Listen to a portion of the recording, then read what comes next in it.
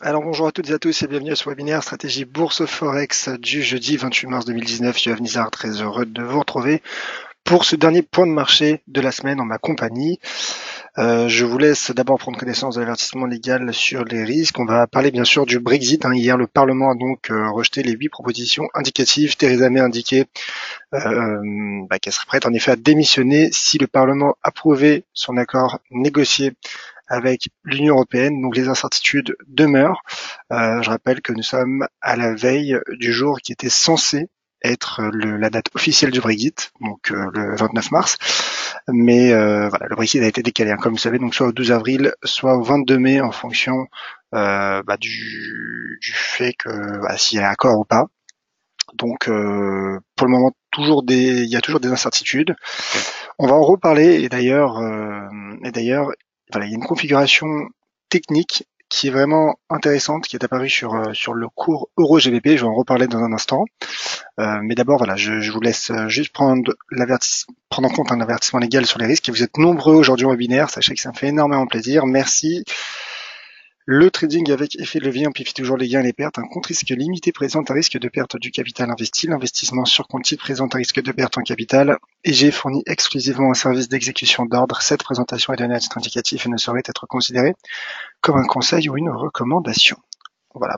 Lisez bien cet avertissement légal sur les risques. Je vous rappelle, même si je pense que vous le savez déjà, peut-être pour les nouveaux, pour ceux qui viennent de rejoindre pour la première fois ce webinaire, que vous disposez du chat pour réagir, me poser toutes vos questions. Si vous souhaitez que je revienne sur un actif en particulier, n'hésitez pas à me le faire savoir. Je vais revenir aussi dans ce webinaire sur l'évolution du dollar américain qui continue de progresser, le dollar, et qui continue de faire pression sur le taux de change euro-dollar qui évolue à proximité de ses creux annuels enregistré d'ailleurs il y a quelques semaines suite à l'intervention de la BCE, c'était il y a tout juste 3 semaines. Et voilà, je reviendrai aussi sur les deux configurations que je vous ai proposées, que je vous ai présentées en début de semaine, c'était lundi dans le webinaire, la stratégie de la semaine. Alors bonjour à Jean-Stéphane et bonjour à Raymond. Et c'est parti donc pour ce webinaire pour les graphiques. Alors comme promis, je passe sur l'euro GBP. Alors l'euro GBP que voici, donc voilà la configuration qui m'a paru vraiment intéressante. Alors c'est vrai que s'il n'y avait pas le contexte Brexit actuel, j'aurais été a priori tenté de donner une stratégie haussière sur l'euro GBP pour plusieurs éléments. Techniques, évidemment, encore une fois, en raison du contexte Brexit, voilà, je ne me permettrai pas de donner une stratégie. Je pense que c'est encore un peu risqué, un risque de volatilité, même des risques politiques et donc en effet des risques de potentiel regain de volatilité. Mais ce que je veux dire, c'est que techniquement, regardez ce que fait le cours Euro-GBP. Déjà, il se stabilise depuis maintenant près d'un mois, je crois, voilà, près un peu plus d'un mois, à l'intérieur d'un range entre 0,8672 et 0,85. Ça, c'est le premier élément, bien sûr, la tendance de fond est baissière. Mais pour le moment, vous voyez, il y a un arrêt de la tendance baissière. Ce n'est pas tout, le momentum commence à rebondir, regardez le RSI, qui semble soutenu par une petite oblique. En tout cas, il remonte. Et ce n'est pas fini. Un autre élément, bien sûr, à prendre en compte, c'est que l'euro GBP n'a pas cassé ses niveaux de support, donc notamment celui à 0,8529 et voilà, cette zone entre 0,8529 et 0,85. Donc là, je me mets en données 4 heures pour bien mettre en évidence ces supports qu'elle n'a pas franchi, qu'elle n'a pas cassé l'euro GBP. En 4 heures, vous voyez, j'ai l'impression qu'il y a un petit avalement haussier en données 4 heures qui commence à produire certains de ses effets. Et en données journalières, ce n'est pas fini. Il y a un autre élément qui m'interpelle, vous voyez, c'est ce marteau en données journalières, vous l'avez peut-être remarqué. Alors c'est vrai que pour qu'il y ait marteau, il faut qu'il y ait un contexte baissier. Là, je dirais qu'il y a un petit contexte baissier, puisqu'il y a 3-4 bougies baissières. Alors deux rouges, mais en tout cas un mouvement baissier, vous voyez, depuis la séance de jeudi dernier, donc depuis une semaine. Donc voilà, c'est vrai que généralement pour qu'il y ait marteau, il faut qu'il y ait une petite dizaine de bougies baissières. Là, ce n'est pas réellement le cas, mais en tout cas dans la formation en tant que telle, il s'agit d'un marteau. Au-dessus, encore une fois, de ces creux, et notamment du seuil à 0,85. Donc en raison de tous ces éléments, techniquement, voilà, moi j'aurais envie de donner en effet d'avoir une conviction en tout cas haussière. Maintenant, encore une fois, en raison du contexte Brexit, je ne me permettrai pas de donner une stratégie. Je pense que c'est encore trop risqué. Mais en tout cas, voilà, je pense que l'euro GBP a un potentiel de rebond à court terme qui pourrait reconduire en direction des 0,8672. Peut-être même, je vais donner un seuil intermédiaire. Voilà, je pense que finalement, la prochaine résistance majeure se situe à 0,8672. Donc on verra. En tout cas, voilà, je pense qu'il y a peut-être une petite fenêtre de tir haussière pour l'euro GBP. Maintenant, encore une fois, on verra. Une chose qui est sûre, c'est qu'en cas de cassure de ce niveau de support, le cas de cassure des 0,85, bon, bah là, c'est clairement, ce serait un risque baissier qui serait relancé sur l'euro GBP, qui s'enfoncerait, le cas échéant, vers ses prochains supports à 0,8370 et 0,8315.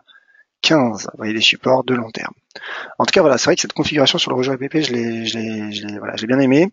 Bon, encore une fois, il est contexte Brexit, donc je préfère rester prudent. Je ne me permettrai pas de donner de stratégie. D'autant plus, puisqu'il est généralement, il y a une corrélation inverse entre le GBP et les GBP USD. C'est que le GBP USD, lui, vous voyez, a été rejeté sous cette zone de support entre 1,3318 et 1,3350. Donc, voilà, finalement, même face au dollar américain, un dollar américain qui d'ailleurs progresse, la livre sterling ne parvient pas à relancer son potentiel, en tout cas à enclencher un signal technique haussier. Donc rejet sous résistance, et le cours, d'ailleurs qui évolue de manière assez indécise, vous voyez qu'il y a un petit triangle qui commence à prendre forme, et le cours donc qui teste cette droite de tendance haussière partant de ce creux du dollar. Là, on est proche d'une cassure, on verra s'il y aura cassure. Après, comme je l'avais dit hier, c'est vrai qu'il y avait un risque baissier déjà depuis un moment sur le GBP-USD, donc déjà en raison de son positionnement sous résistance, mais également avec cet indicateur MACD, vous voyez, qui s'enfonce un peu plus en direction de la ligne de neutralité. Donc voilà, peut-être j'ai l'impression qu'il y a un risque baissier sur l'euro GBP. Face à l'euro, oui, car l'euro GBP est sur support et en raison de tous les éléments que j'ai donnés. Et face au dollar, alors c'est vrai que le cours reste encore soutenu par ces niveaux de support, notamment cet oblique. Mais n'oublions pas que le dollar américain monte comme le montre ce graphique. Vous voyez le DXY qui s'accroche, qui ne lâche pas ses sommets et qui se rapproche un peu plus donc des 97,70. Là pour le moment il teste, vous voyez, cette première épaule du 12 février, en tout cas du mois de février, la mi-février. Mais tout ça pour dire simplement, pour terminer avec le GBP-USD, je pense aussi qu'il y a un risque technique, mais à ce stade, il serait relancé en cas de cassure, alors de l'oblique haussière, donc de l'oblique haussière et également de ce support majeur à 1,30 $ américain. Voilà, on verra ce qu'il en sera. Pour le moment, le cours n'a pas encore enclenché de signal technique baissier, mais en tout cas, une livre sterling qui paraît techniquement confrontée à certains risques. On verra ce qu'il en sera, bien sûr. J'en parlerai d'ici la fin de semaine sur Twitter. Mais voilà, c'est vrai que ce sont des configurations que je regardais justement avant sur le webinaire, notamment l'euro GBP. Et voilà, j'ai apprécié, j'ai souhaité tout simplement vous en faire part en webinaire. Alors voilà, ça c'était donc pour la livre sterling. Je passais au taux de change euro-dollar. Alors le dollar aussi qui évolue un peu sans direction, donc cela m'est un peu difficile à donner une stratégie. Alors comme je l'expliquais ce matin dans un article que j'ai publié sur le site dailyfx.fr, ce que je cherchais à dire, c'est que c'est vrai que le cours est mal orienté. Regardez, depuis une semaine, il évolue à la baisse. Il est proche, vous voyez, de ce creux du 12 novembre, quasiment retrouvé, 12,15. Il se rapproche un peu plus de ce creux ce creux qui a été enregistré suite à la BCE, à 11,76. Mais pour le moment, vous voyez, il n'y a pas de breakout de ces creux extrêmes. Puisque là, c'est vrai que nous sommes, j'ai l'impression, sur des creux entre guillemets extrêmes. Vous voyez, des creux de très très long terme sur l'euro-dollar. Donc cela montre bien sûr sa faiblesse et son risque baissier en raison de la dynamique. Et d'ailleurs, on l'a vu, le dollar américain conserve encore une marge de progression en direction des 97,70. Bien qu'il teste un sommet, il lui reste encore un peu de marge pour qu'il puisse atteindre cette résistance de long terme. Donc oui, à court terme, il y a un risque baissier sur l'euro-dollar, mais en même temps, je me dis que pour le moment, il n'y a pas encore de cassure de tous ces creux extrêmes. Donc, le cas échéant, le cours pourrait s'enfoncer sur un 11,10, qui est un niveau que j'ai tracé en données hebdomadaires, il me semble. Vous voyez, un ancien niveau de support du printemps 2017, donc ça remonte à il y a longtemps. Mais regardez, en données hebdomadaires, le cours n'a pas encore cassé son niveau de support extrême, entre guillemets. Hein. Donc il se situe à 1,1215. Donc je me dis qu'en l'absence de cassure, ce que je tentais d'expliquer dans mon article de ce matin, je me dis qu'en l'absence de cassure de tous ces niveaux sur l'euro-dollar, eh ben, je pense que le cours pourrait en effet espérer rebondir. Alors jusqu'où?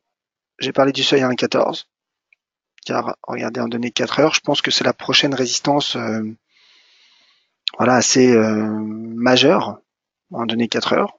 Vous voyez, j'ai tracé un seuil d'inversion de polarité, mais c'est vrai que les niveaux ne sont pas clairs sur l'euro-dollar. Vous voyez, c'est-à-dire que là, par exemple, on a une fausse cassure. Là, on a des sommets qui ne sont pas réellement alignés. Donc moi, c'est vrai que j'ai parlé de 1,14 parce que voilà, il y a un petit seuil d'inversion de polarité, ancien support, résistance à 1,1404 qui est proche d'ailleurs de cette droite de tendance baissière qui part de ce sommet du 11 janvier. Donc on verra. Pour le moment, il y a un risque baissier, c'est clair. Maintenant, je pense que à ce stade, dégager une stratégie baissière, clairement, je pense que ça ne permettrait pas de gérer son risque convenablement. Après, bien sûr, tout dépend de de l'horizon de temps, mais là, le cours est proche de ses creux et il pourrait, il pourrait justement s'appuyer sur ces creux pour tenter de rebondir. Alors oui, il y a un 13 aussi, on l'a vu en données hebdomadaires, qui a un 13, qui a un niveau sensible, mais éventuellement un 14,04 en swing trading. On a vu déjà en une semaine, le cours est passé de presque 1,15, 1,1450 à 1,12, 1,1225, vous voyez, hein, actuellement. Donc je me dis que s'il parvient à rebondir et à se relancer, pourquoi pas dès jeudi prochain, enfin en tout cas courant de semaine prochaine, remonter en direction de cette zone de support. On verra. Pour le moment, c'est vrai que c'est risqué sur le taux de change euro-dollar. Je rappelle que dans un peu plus d'une heure et quart, il y aura la publication des chiffres de la croissance aux États-Unis. Et demain matin, il y aura la première estimation du taux d'inflation de la zone euro au mois de mars. Donc, ce sont des éléments à surveiller. Pour le moment, en tout cas, l'euro qui est vendu sur le forex, affaibli notamment, donc d'une part par la politique monétaire très accommodante de la BCE, mais également par les déclarations de certains membres de la BCE. Donc hier, il y a eu Mario Draghi qui a indiqué en effet que la BCE pourrait encore reporter sa première hausse de taux, qui était dont la date, voilà, on pensait que la date en effet se situait, enfin allait être en 2020. La Mario Draghi qui a encore dit que la BCE pourrait reporter cette première hausse de taux, et Benoît Cœuré également, qui est un membre donc du comité de politique monétaire de la BCE, a indiqué, c'était dimanche il me semble, que la BCE disposait d'encore d'autres mesures, d'autres outils pour tout simplement rendre davantage la politique monétaire expansionniste de la BCE. Voilà pour l'euro-dollar. Je me suis un peu attardé, c'est vrai, dessus, mais voilà, je pense que c'est important. Même si on parle d'un peu moins d'actifs, je pourrais plus parler bien de certains actifs que de parler de certains actifs un peu de manière rapide. Alors l'euro-yen, j'en ai parlé aussi, j'en ai assez parlé cette semaine. J'en ai pas mal parlé. Il a interrompu son rebond, vous voyez. C'est vrai que là, lorsqu'il a commencé à rebondir, je me suis dit, il va nous refaire le même coup qu'il y a 2 semaines et qu'il va atteindre de nouveau ses droites de tendance baissière. Pour le moment, il reste sous pression, affaibli bien sûr, hein, notamment par la fragilité de l'euro. Mais regardez, il n'a pas encore cassé son niveau de support. Donc là, je pense que le signal technique pourrait être donné en cas de cassure de 123,70. Pour le moment, ce n'est pas le cas. Donc, à ce stade, un rebond vers cette droite de tendance baissière reste envisageable. Et regardez cette bougie 4 heures. Regardez cette bougie 4 heures qui change un peu tout. Qui change tout.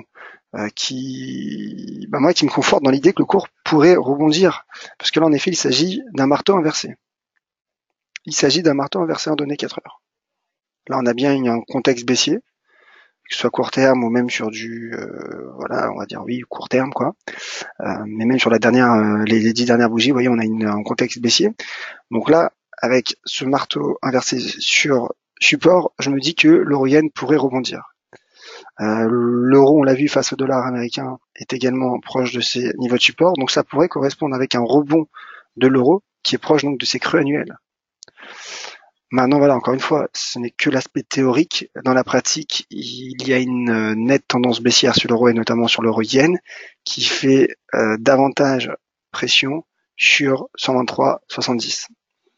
Donc voilà, j'ai peur de cette cassure, mais lorsque je regarde ces configurations, je me dis que l'euro yen pourrait rebondir.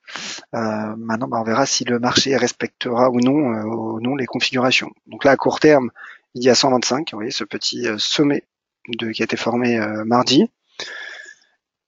Donc déjà, je pense en effet que le cours pourrait rebondir, éventuellement un rebond technique vers 125, et pourquoi pas donc vers sa droite de tendance baissière, proche des 126,40, vous voyez. Donc on verra.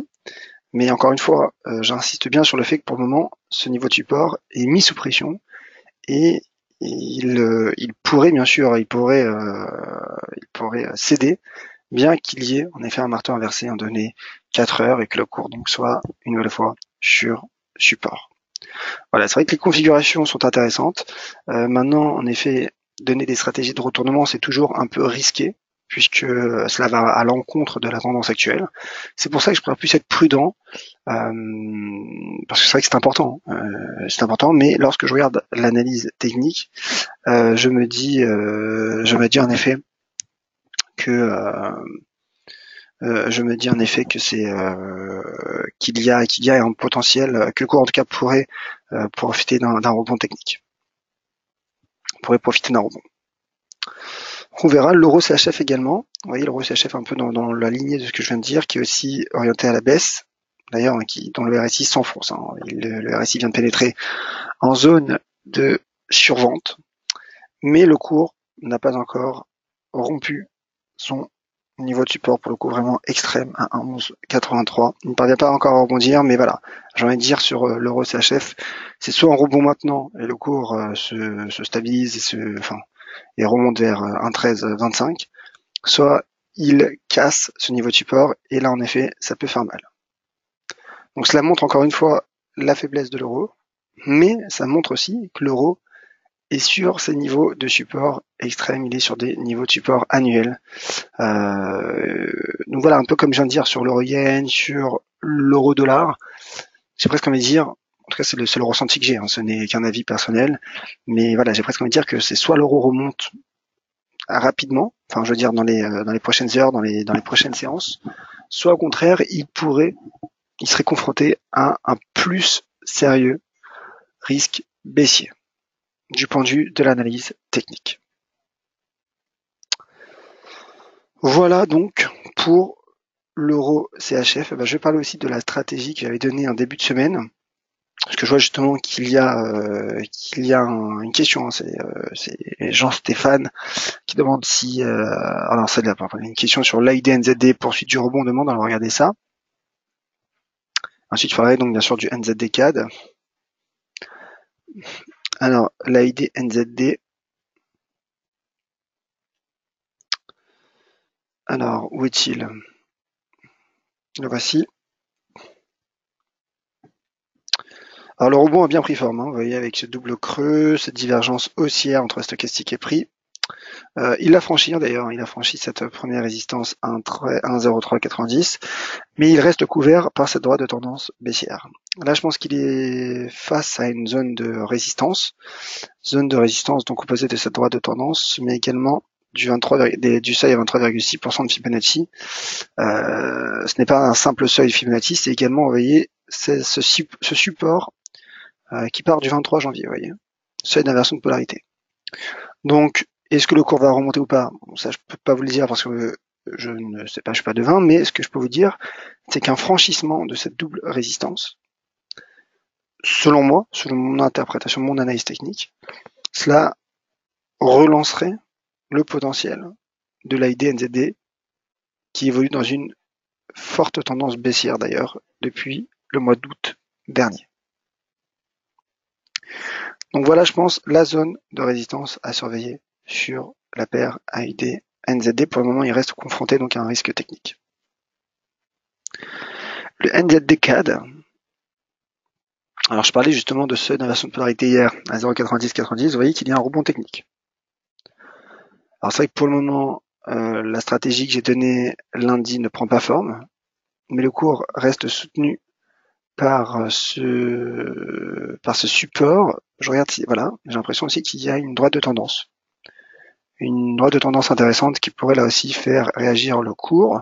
Donc on verra où il clôturera la semaine. Je rappelle que c'est une stratégie de moyen terme, mais s'il parvient en effet à de nouveau franchir 0,92, cela pourrait relancer ma stratégie, en tout cas en l'absence de cassure. Cette stratégie reste effective pour l'heure.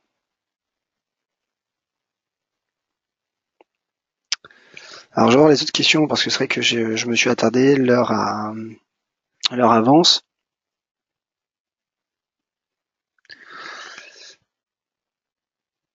Alors,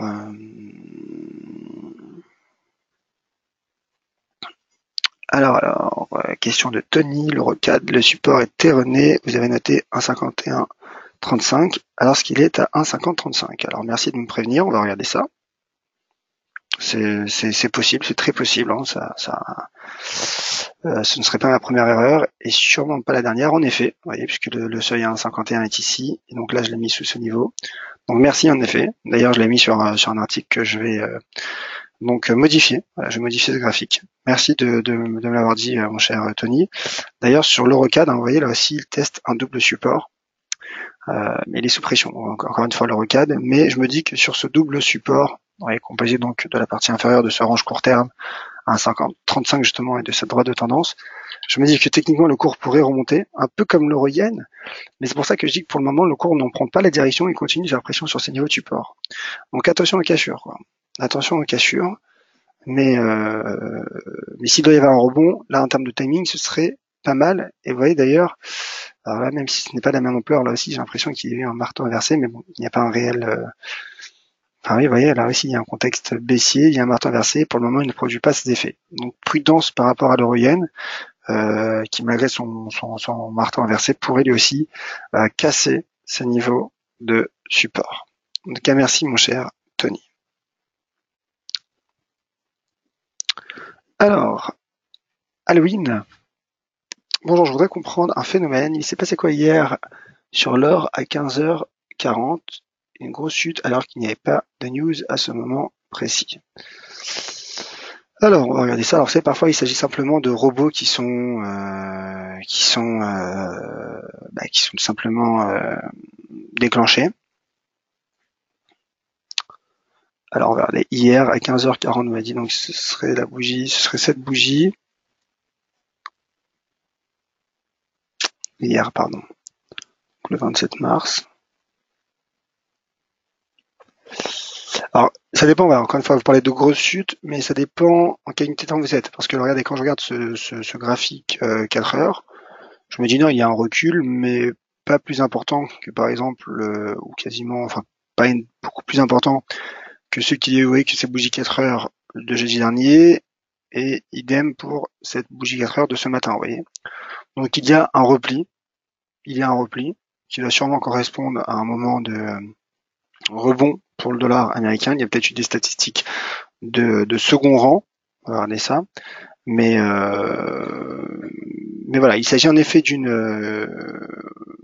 bon, il y a historique de pétrole, mais je pense pas que ce soit dû à ça. Il y a eu en effet un repli, mais pas non plus une grosse chute selon moi. Voilà. Donc voilà, je pense qu'il s'agit d'un simple mouvement de marché. Vous voyez, la bougie n'est pas non plus plus importante qu'une autre. Vous voyez, 15h40, c'est même une faible bougie. Donc voilà, je pense simplement que c'est un mouvement de marché. Et rien de particulier selon moi, bien évidemment.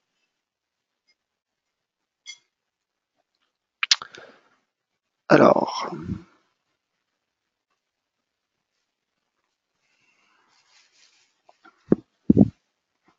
Avec plaisir, mon cher Halloween. En effet, vous avez dit à la sortie du canal aussi à 1318 $. Alors voilà, je pense avoir fait le tour de toutes les questions.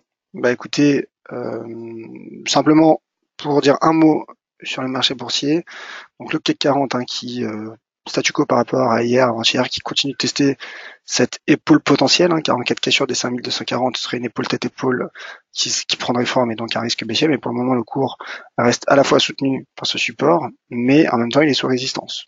En tout cas la résistance qui est formée qui est donnée par les 5300 points et donc ce sommet. Donc ça c'est la première chose. Et concernant le Dow Jones, je voulais en parler car la configuration reste intéressante. J'en ai parlé hier, il me semble. J'en ai parlé aussi sur Twitter. Regardez le Dow Jones qui continue d'évoluer à l'intérieur de son triangle, mais qui se maintient sous résistance. Donc là, je continue de penser qu'il pourrait de nouveau tester cette zone de résistance composée donc de cette oblique baissière qui part du 3 octobre et surtout de cette résistance, de cette solide résistance horizontale 26 220 points. Donc voilà, pour le moment, tant que le cours ne se maintient à l'intérieur de ce triangle, je ne donne pas de stratégie baissière. En revanche, en cas d'échec sous résistance, là, en effet, le cours pourrait retomber vers les 25 500 points. Mais je pense, voilà, surtout pour le Dow Jones, je pense que le réel signal technique serait donné, je pense, en cas de franchissement. Bah, c'est vrai que je donnerais une stratégie, le cas échéant, et éventuellement haussière avec un peu plus d'assurance, car pour le moment, le cours se maintient sous une zone de résistance, mais à surveiller, voilà, ce triangle et ce seuil à 26 220 points. Voilà, je pense avoir fait le tour de toutes les questions et de tous les commentaires. Merci Halloween, merci mon cher Jean, merci à toutes et à tous d'avoir été nombreux à ce webinaire et également nombreux en webinaire. Alors voilà, il s'agissait du dernier point de marché de la semaine en ma compagnie. On se retrouve donc lundi à 16h, vous le savez, pour le point de marché, la stratégie de la semaine, lien d'inscription sur le site delifix.fr. Pour les points réguliers, stratégie bourse au forex, vous les retrouverez donc dès mardi, du mardi au jeudi à 13h. Donc voilà, je vous attends aussi nombreux, encore plus nombreux. On verra bien sûr ce qu'il en sera de l'évolution du dossier Brexit. Merci ma chère Raymond, merci mon cher Cornel. Et demain, vous retrouverez donc Valentin pour son point de marché quotidien, point de marché boursier. D'ici là, bien sûr, je vous attends nombreux sur Twitter, @yohavnizar et sur le site delifix.fr. Soyez prudents, bien sûr, en cette fin de semaine. Et donc, je vous souhaite de passer à toutes et à tous un excellent week-end. Et donc, je vous dis rendez-vous lundi à 16h de vive voix pour la stratégie de la semaine. Merci.